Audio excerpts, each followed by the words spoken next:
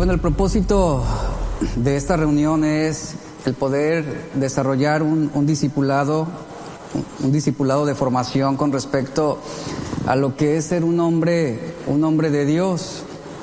Ese es el título de este discipulado que estaremos llevando, hombres de Dios. Y este primer tema se va a titular Entendiendo nuestro llamado. Y bueno, hay que las esposas les encargan los toppers,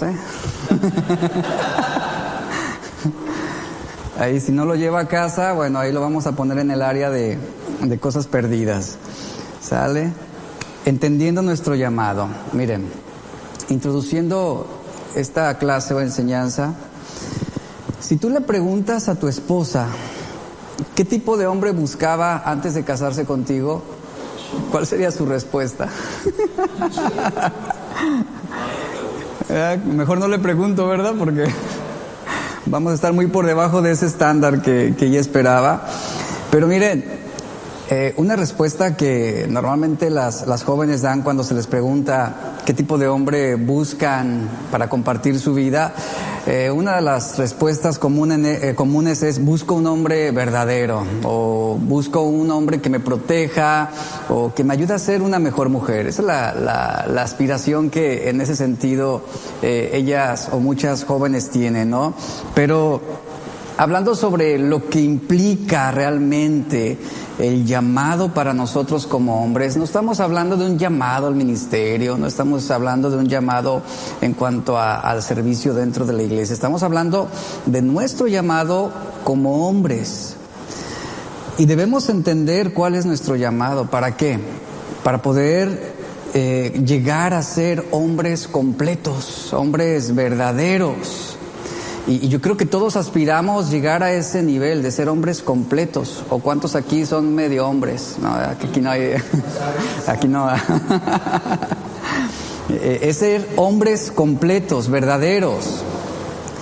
Un hombre completo es alguien que entiende y acepta la responsabilidad del desarrollo en cuanto a su vida, el propósito en cuanto a su vida. Es decir, un hombre completo es aquel que acepta también ese desarrollo en cuanto a sus capacidades, hablando mentalmente, emocionalmente, espiritualmente. Es decir, lo tiene que llevar a la madurez, lo tiene que demostrar a través de sus actitudes. Y yo creo que la meta de todos es poder alcanzar ese testimonio maduro en cuanto a nuestra vida personal como hombres.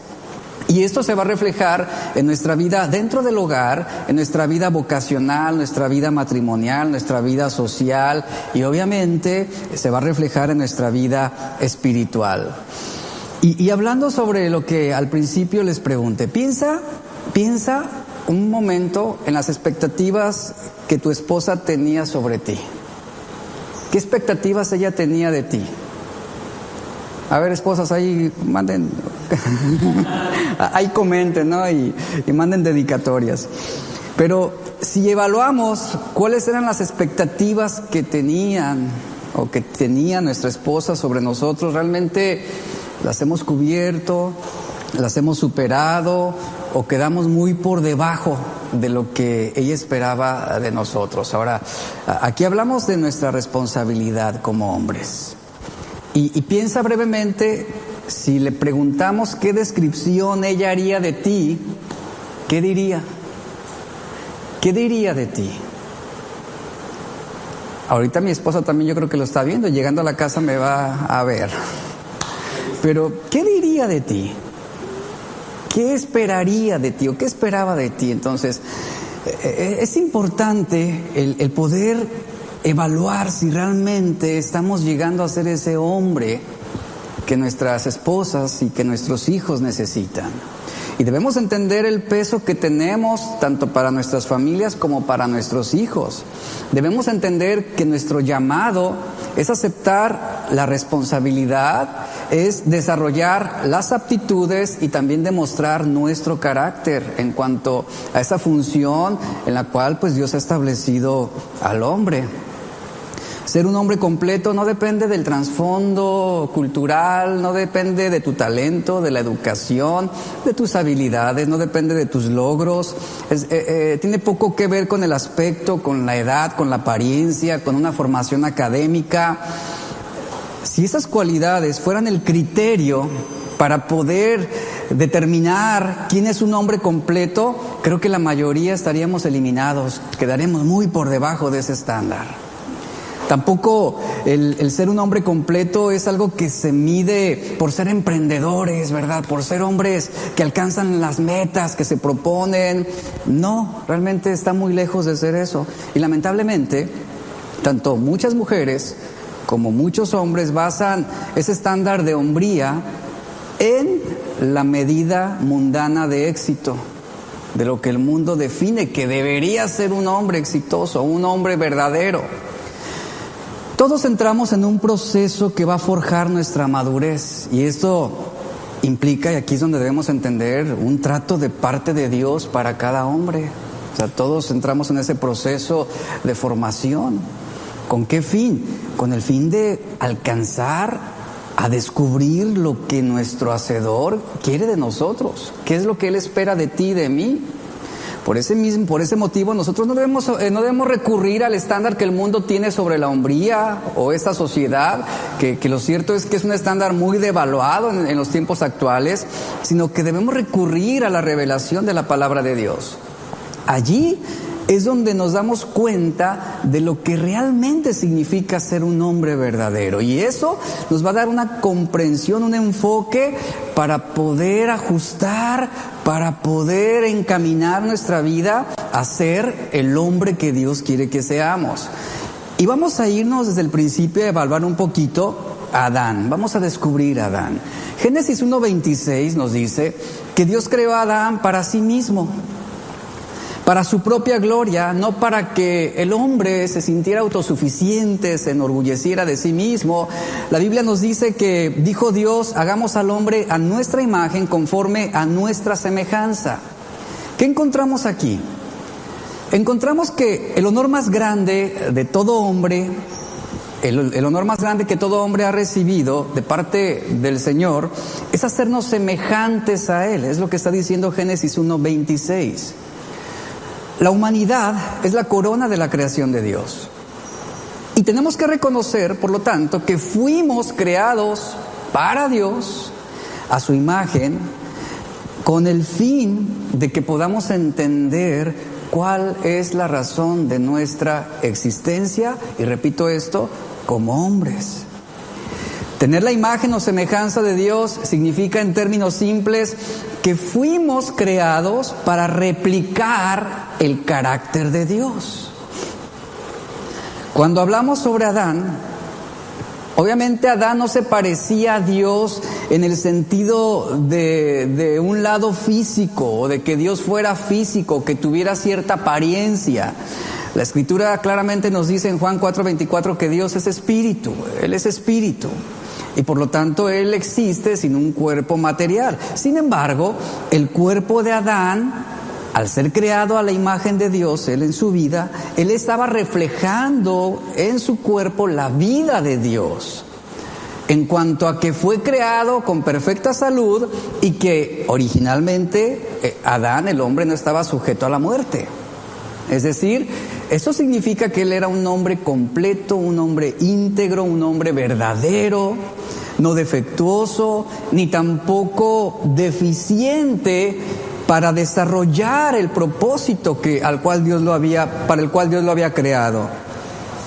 Esta expresión, la imagen de Dios, que es una palabra latín que es imago Dei, se refiere a la parte inmaterial del hombre. Esto coloca al hombre aparte del mundo animal, adecuándolo para aparte del mundo animal, con un propósito que viene de parte de Dios, que es designado por Dios y que va por encima de todo lo creado.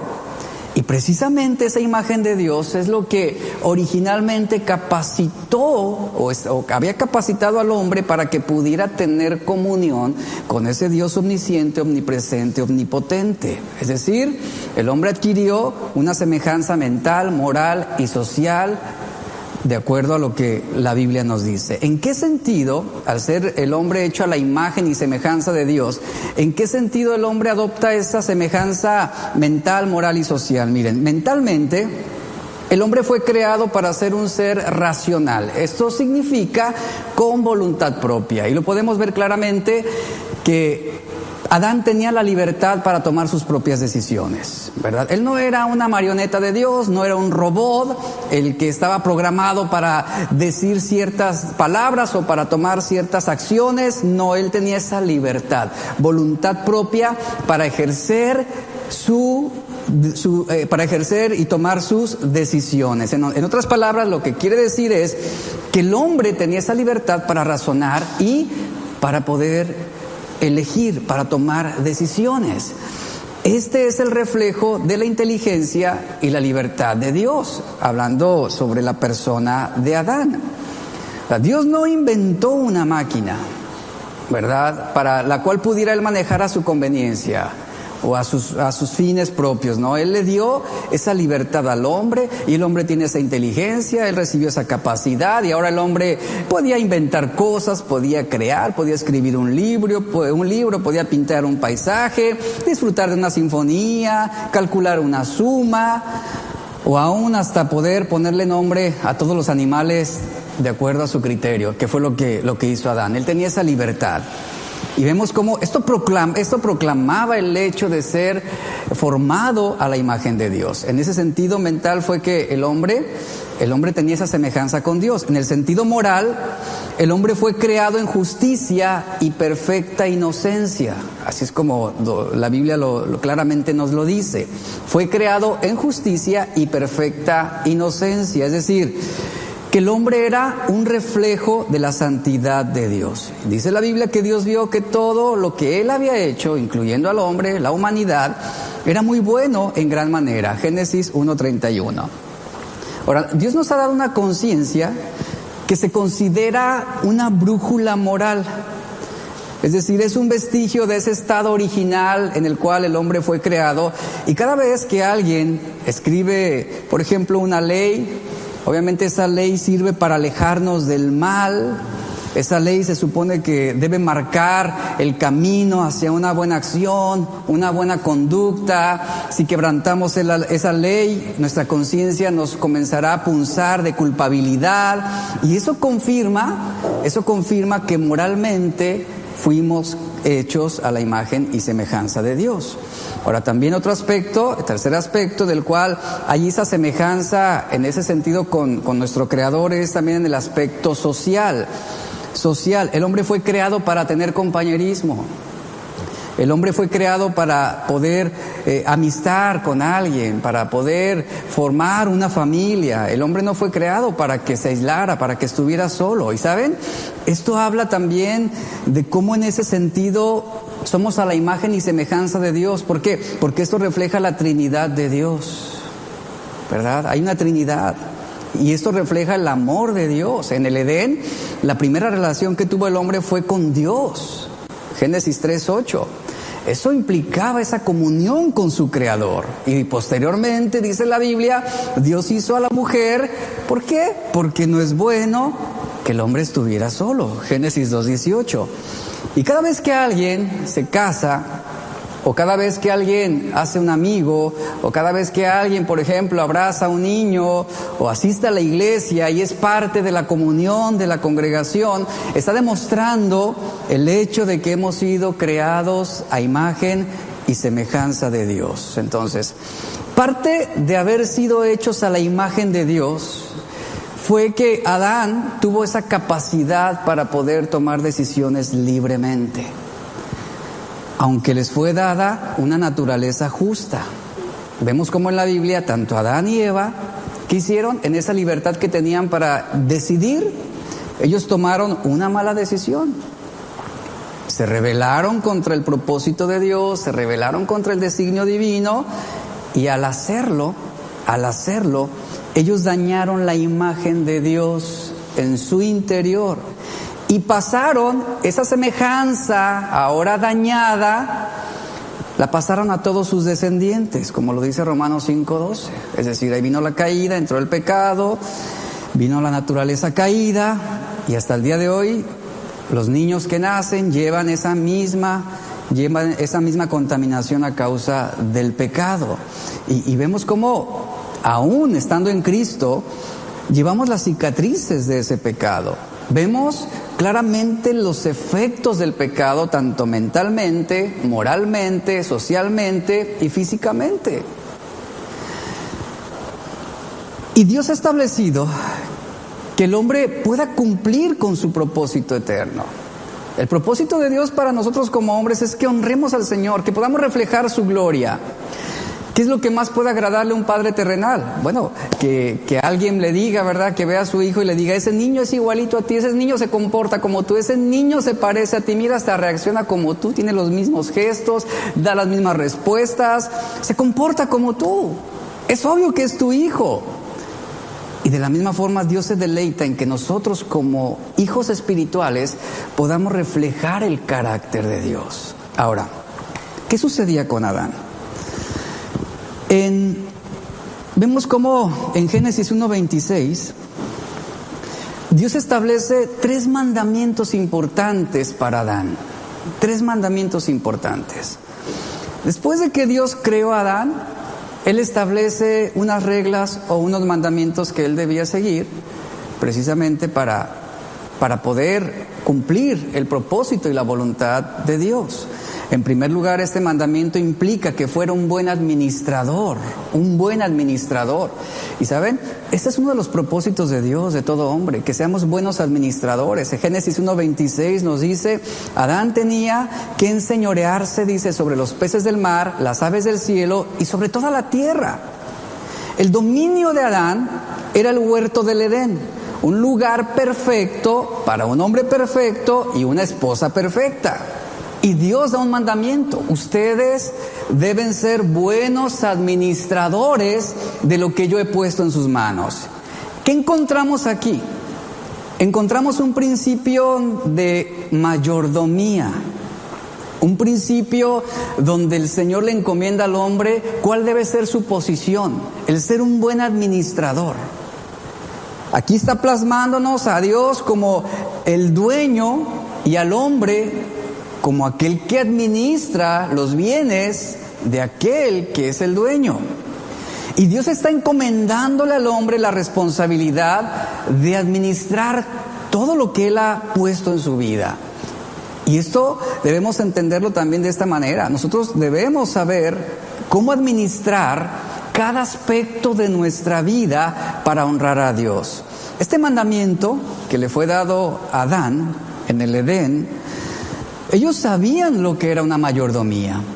Ellos tenían esa capacidad de poder entender que su llamamiento era ser buenos administradores de los bienes que Dios les había encomendado. Y Dios claramente les dijo sobre este tema. Él les habló sobre todo lo que había en el Edén. Y todo lo que había en el Edén lo puso bajo el cuidado del hombre, según Génesis 2:28.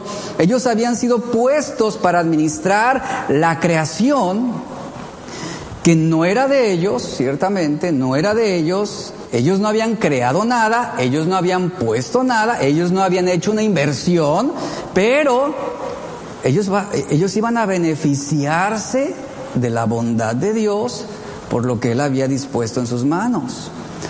Ahora, todos sabemos que Dios creó a la humanidad con la facultad de poder elegir, esa libertad que tú y yo tenemos para tomar decisiones.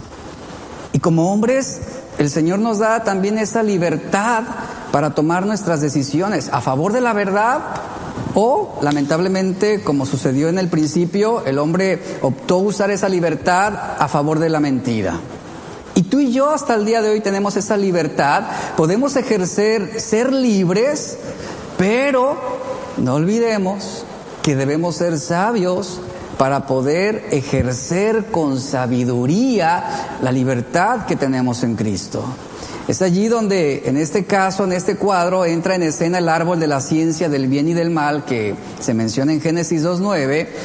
Si Dios no hubiera levantado el árbol de la ciencia del bien y del mal en el Edén, la libertad con la que Adán y Eva fueron creados hubiera sido una libertad ficticia. porque no hubieran podido ejercerla si no hubiera algo que los restringiera. Ellos tenían la libertad para decidir, pero había un mandamiento que también ellos debían obedecer. Una vez que terminó la creación, Dios, como todo un buen, vamos a ponerlo así, como un buen director general de una compañía, Él llama a Adán y Eva y les indica lo que Él quiere que hagan, les establece su reglamento, les dice lo que deben hacer, lo que no deben hacer, les da la confianza en delegarles todas las cosas, es decir, todo estaba bajo su cuidado. Como dice la Biblia, de todo árbol del huerto podían comer, excepto, dice, de uno, el fruto del árbol de la ciencia del bien y del mal. Si lo hacían, si transgredían ese mandamiento, esa orden, la consecuencia directa sería la destitución de la empresa, en este caso, y hablando espiritualmente, esto representaba la muerte. Para más claro, no podían ser las cosas. Dios había establecido ese compromiso con el hombre. Dios había dejado en claro que ellos no eran los dueños, que solamente eran administradores. La autoridad que tenía sobre la creación, tanto Adán y Eva, tenía límites, había límites, y esos límites Dios claramente lo había dejado en claro. El hombre sabía qué no debía hacer, qué no debía hacer. Y vemos que el hombre se movió dentro de estos límites en algún momento dado y estaba precisamente cumpliendo con esa mayordomía, respetando las restricciones, ¿verdad? Respetando los lineamientos. Sin embargo, ¿qué sucedió? Pues Adán y Eva tendrían que determinar cómo ejercer esa libertad de elección. Ellos debían aceptar los designios de Dios. Ellos debían convertirse en buenos mayordomos. Pero lamentablemente ignoraron el mandamiento de Dios. ¿Y qué pasó? Y se convirtieron en malos mayordomos, usurpando los bienes ajenos, en este caso el fruto del árbol prohibido.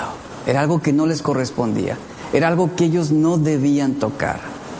Lamentablemente vemos aquí claramente que la primera pareja hizo mal uso de su libertad de elección. Fracasaron en cuanto a ser buenos administradores. ¿Por qué fracasaron? Porque menospreciaron las palabras del Creador. Se apropiaron de lo que no era suyo, comieron lo que no se les había entregado para su alimentación, por lo que, como consecuencia de esa mala decisión, sumieron a toda la creación y a las generaciones venideras en fatales consecuencias. Malos administradores, no fueron buenos mayordomos. Y tras su fracaso, ¿qué sucedió? Tras su fracaso como administradores de los bienes que Dios les había confiado, ellos quisieron buscar culpables. Y ahí es donde muchas veces, ¿qué es lo que hacemos nosotros cuando fallamos en cuanto a nuestra encomienda y nuestro propósito dentro de la familia, como esposo o como padre? Fallamos, y aquí está precisamente la evidencia de esa naturaleza caída. Buscamos culpables como lo hicieron Adán y Eva al principio. Adán comienza a culpar a Eva, y Eva comienza a culpar a la serpiente, y la serpiente pues no encontró a quien culpar, ¿verdad? Ya no había más a quien culpar. Y vemos cómo Adán y Eva no podían culpar a nadie más de la decisión que ellos mismos habían tomado. Tal como nosotros no podemos culpar a nadie, hombres, a nadie, de las decisiones que tomamos. A veces es bien fácil culpar a la mujer. A veces es bien fácil culpar al jefe en el trabajo. Es bien fácil culpar a nuestra sociedad. Es fácil culpar a otros. Y creo que un buen administrador es aquel que se responsabiliza también de sus malas decisiones. Es aquel que toma la responsabilidad sobre las consecuencias de haber cometido un fallo, un error. Y aquí es donde nosotros como hombres debemos evaluar realmente cómo estamos procediendo en nuestra propia familia, en nuestra casa. ¿Realmente somos buenos administradores de Dios? ¿Estamos enseñando a nuestra esposa, a nuestros hijos sobre estos principios? Porque esa es nuestra responsabilidad. No es responsabilidad de los hijos que ellos sean buenos administradores. Es responsabilidad tuya y mía como hombres, como cabezas de nuestro hogar. Y aquí vemos cómo fácilmente el enemigo puede también tentarnos a nosotros, como lo hizo con Jesús y como lo hizo con Adán y Eva, para que tomemos decisiones equivocadas, decisiones malas, que van a traer consecuencias sobre nuestro hogar. Y aquí hay un principio: un hombre que fracasa en la administración va a llevar a la bancarrota a toda su familia. Y esto mismo lo aplicamos para un hombre dueño de empresa. Un empresario que fracasa en la administración, pues llevará a la bancarrota a su empresa. Y esto va a afectar, esto va a repercutir. El segundo mandamiento que Dios le da a Adán tiene que ver con la influencia. Es bien interesante esto, miren, administrador, y el segundo mandamiento tiene que ver con la influencia.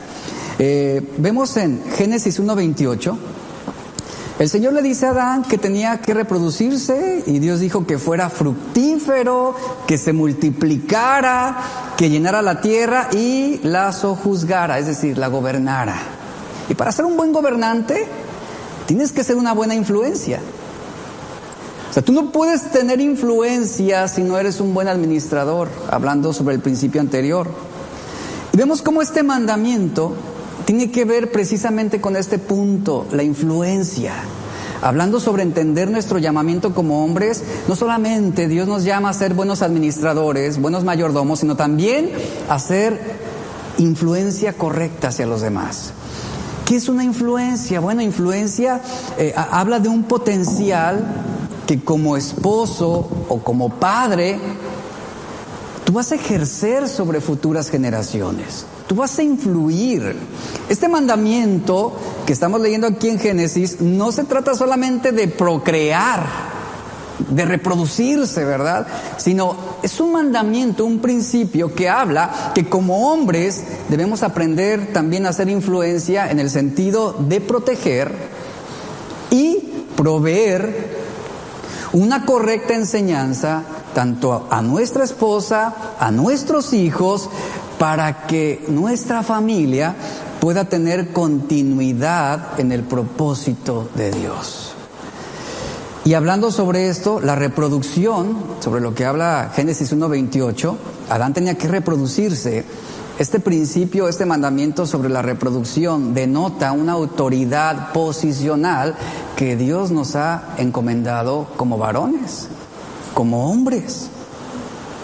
Entonces, muchos hombres se evaden este punto de liderazgo en sus familias y no lo quieren y prefieren descansar las decisiones importantes sobre la esposa o dejar que el tiempo sea el que acomode las circunstancias, ¿verdad? Pero no, hombres, al nosotros ser agentes de influencia tenemos una autoridad posicional. Eso es influir. Cuando tenemos una autoridad posicional, inevitablemente, tú vas a ejercer influencia, ya sea para bien o sea para mal. En el momento en que tú fuiste al altar con tu esposa y aceptaste, te comprometiste a cuidar de ella, a estar con ella todos los días de tu vida, en ese momento, varón, tú adquiriste esa autoridad posicional sobre ella. En ese momento. Y ella se vería beneficiada de tu protección, de tu cuidado, de tu provisión y de tu influencia. ¿Qué tipo de influencia somos para nuestra familia? ¿Estamos siendo buenos agentes de influencia? Una influencia es el efecto, es la consecuencia o cambio que tú vas a producir en otros. Hablando sobre esto, bíblicamente los hombres deben producir esos cambios en cuanto a ese punto de la influencia en nuestra familia, en nuestra esposa, en nuestros hijos. Somos nosotros. Miren, vivimos en una sociedad fluctuante, la cual está tomando diversas decisiones en pro aparentemente del bienestar, ¿no? Pero lo cierto es de que no, se están cometiendo decisiones malas en nuestra sociedad moderna. Y aquí es donde se requiere que los hombres de Dios, que entendamos ese llamamiento, ¿para qué? Para poder influir primeramente en nuestra familia y posteriormente influir también en nuestra iglesia y poder guiar a los demás por un camino determinado, el camino correcto, el camino de la verdad. Este principio de influencia sobre lo que habla Génesis lo podemos encontrar en Deuteronomio 6, versos 6 al 9, que dice: y esas palabras que yo te mando hoy estarán, dice, sobre tu corazón, y las repetirás a tus hijos y hablarás de ellas estando en tu casa. Yo quiero que tomes en cuenta esto. Fíjate lo que dice este verso. Las palabras que yo te mando hoy, repito, estarán en tu corazón, es decir, va a ser el motor, va a ser el agente de influencia, esa palabra de Dios. Van a estar en tu corazón y tú debes repetirlas a tus hijos. Y tú debes hablar de ellas estando en tu casa, andando en el camino, al acostarte, cuando te levantes. Y las atarás como una señal en tu mano y estarán como frontales entre tus ojos. Y las vas a escribir, dice, en los postes de tu casa y en tus puertas. Esto habla de ejercer, precisamente esto que estoy hablando aquí, una autoridad posicional dentro de nuestro hogar, dentro de nuestra familia. Ejercer una influencia.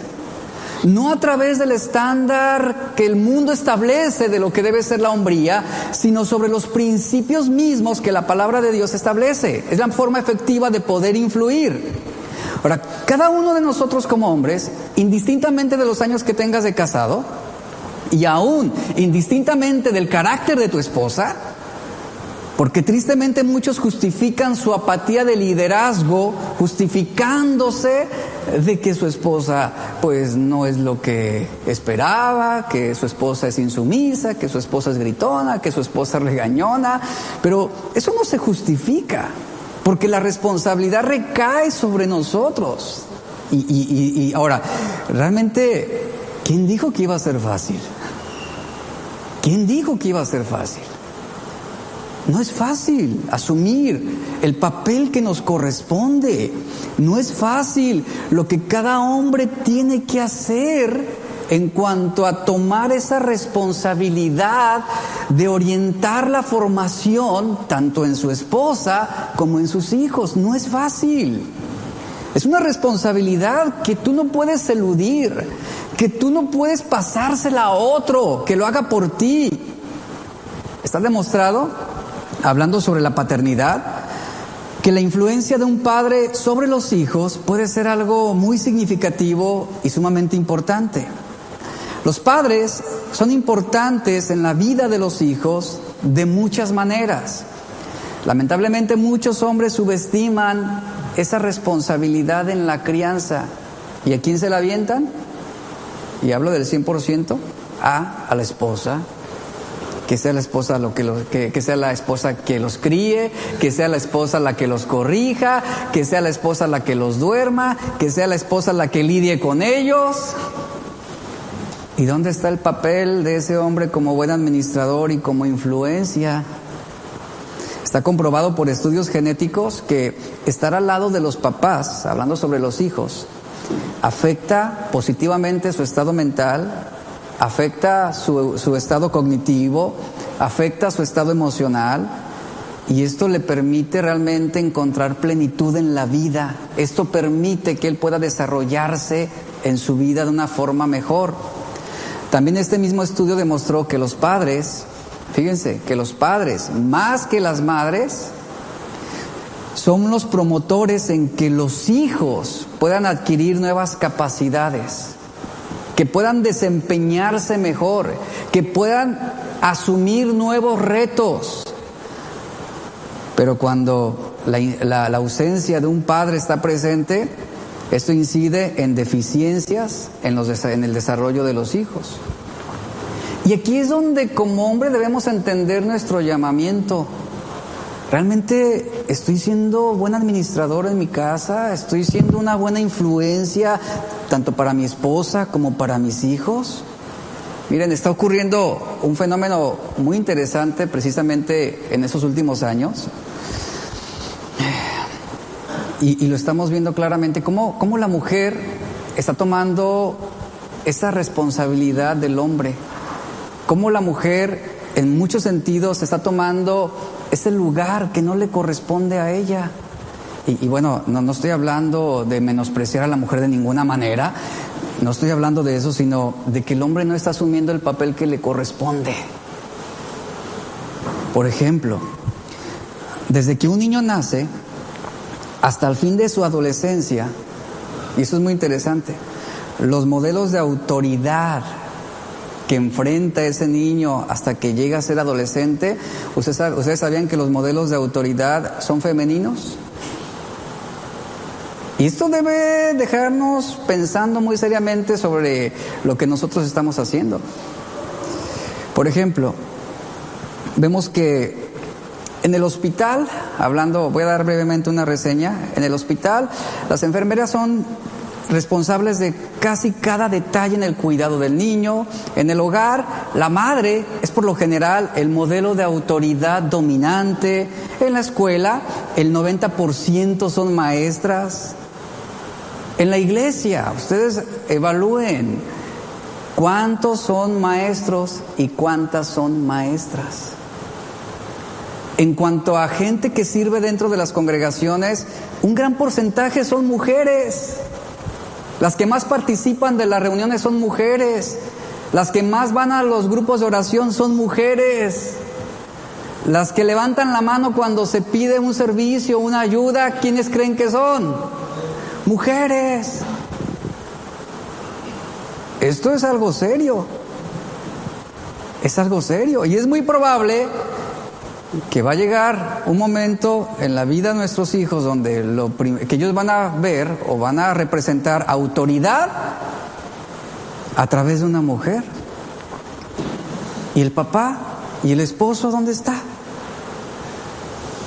Cuando el niño va al cine, a la tienda, por ejemplo, al restaurante, aquí a las clases bíblicas, ¿quién es la persona que vende? ¿Quién es el que recibe los pedidos? ¿Quién es la que cobra el dinero? ¿Quién le indica a nuestros hijos dónde sentarse?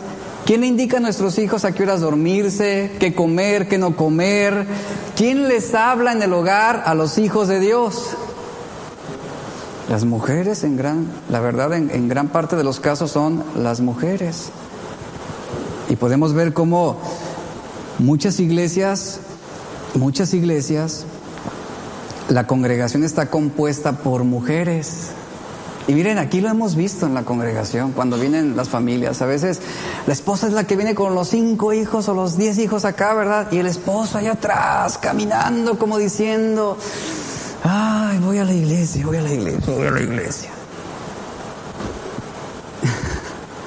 ¿Quién es la que te impulsa a venir a la iglesia? Pues la mujer.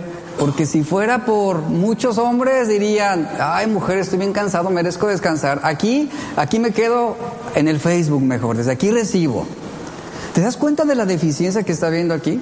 Que no estamos siendo esa influencia que deberíamos ser.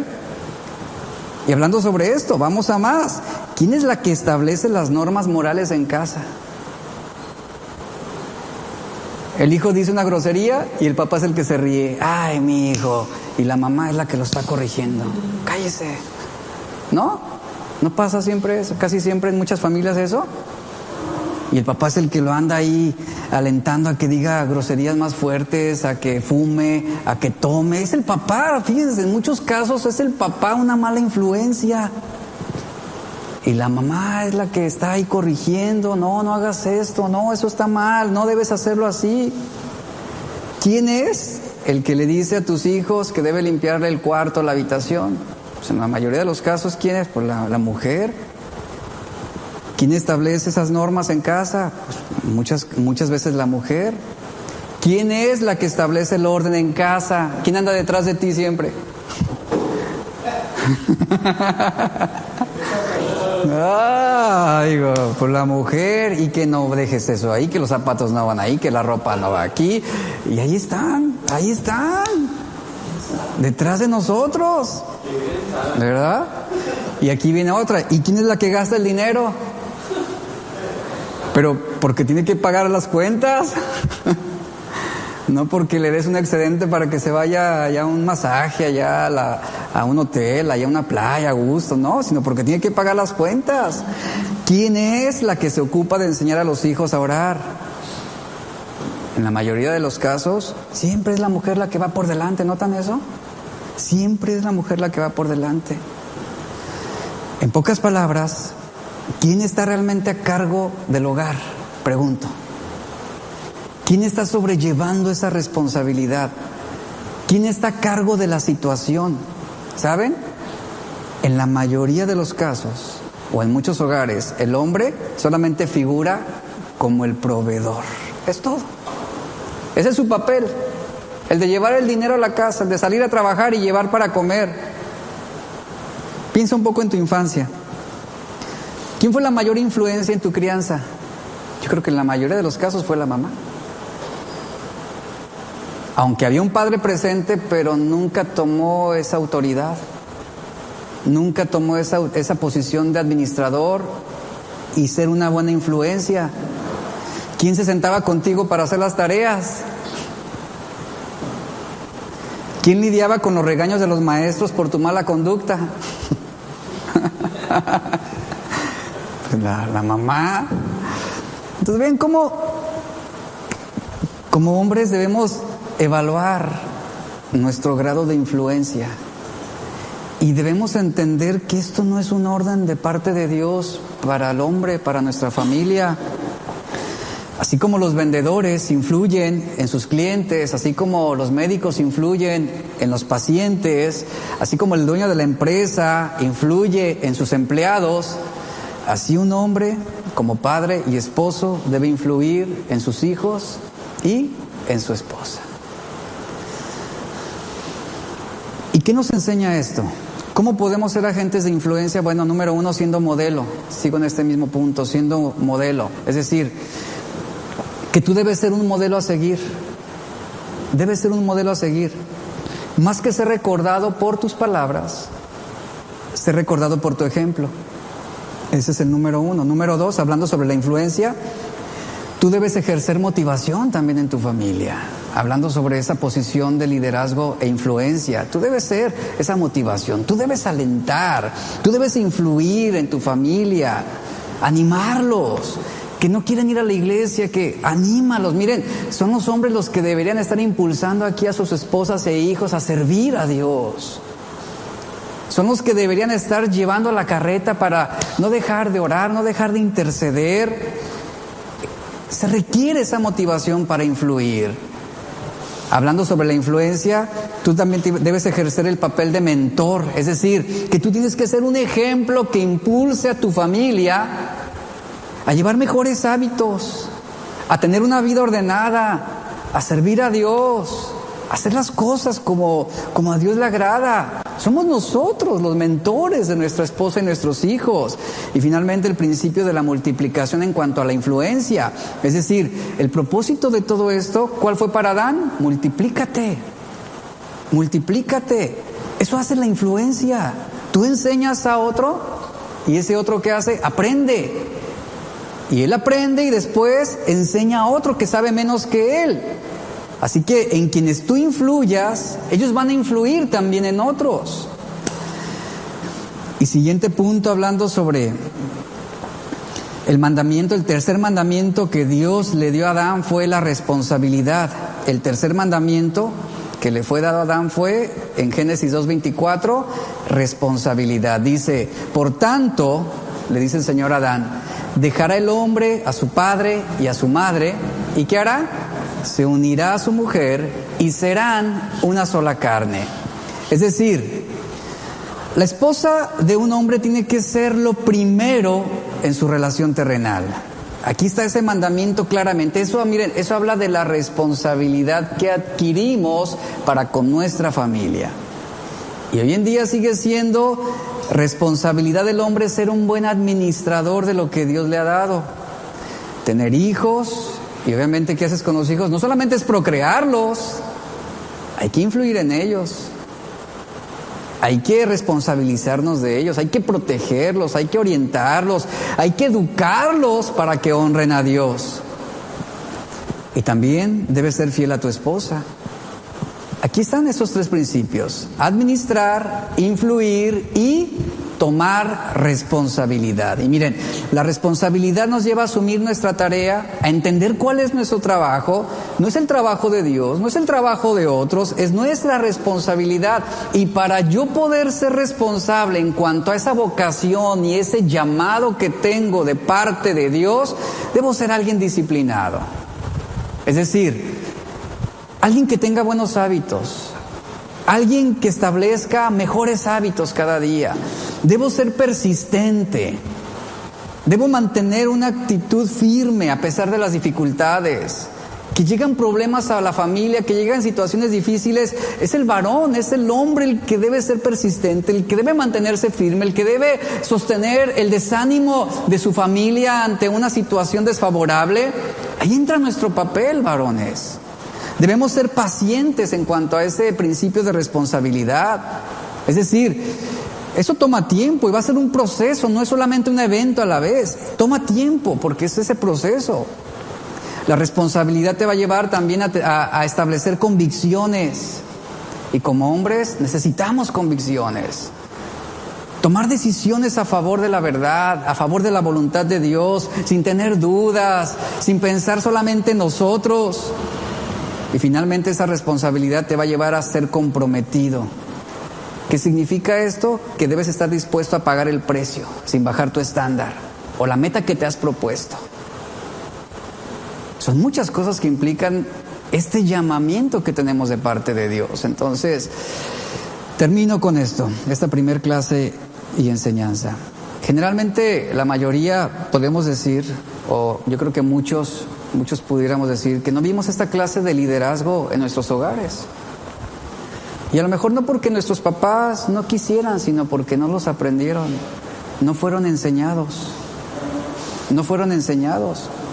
Y es bien sabido que somos el producto de nuestros hogares muchas veces. Y muchas experiencias con las que crecimos son las que terminan dominando nuestra condición presente, son las que terminan determinando nuestro carácter. ¿Cuántas veces no te encuentras, por ejemplo, actuando o comportándote de una manera en que tú no tolerabas de tu papá, ¿no? O terminas reaccionando de la misma forma. Y todo esto es esa influencia que recibimos, como lo repito, buena o mala. Pero aquí, en este punto, debemos ser realmente honestos y reconocer que necesitamos asumir nuestro papel. Necesitamos entender cuál es nuestro llamamiento. ¿Cuál es nuestro llamamiento? Nuestro hogar necesita de nuestro liderazgo. Nuestros hijos necesitan que seamos buenos administradores. Nuestra esposa necesita que seamos buena influencia, que asumamos la responsabilidad que tenemos. Pero a veces el varón es el que, oye viejita, ¿y si no vamos hoy a la iglesia? No pasa nada. Ahí dile a los hermanos que me duele el cabello y que me...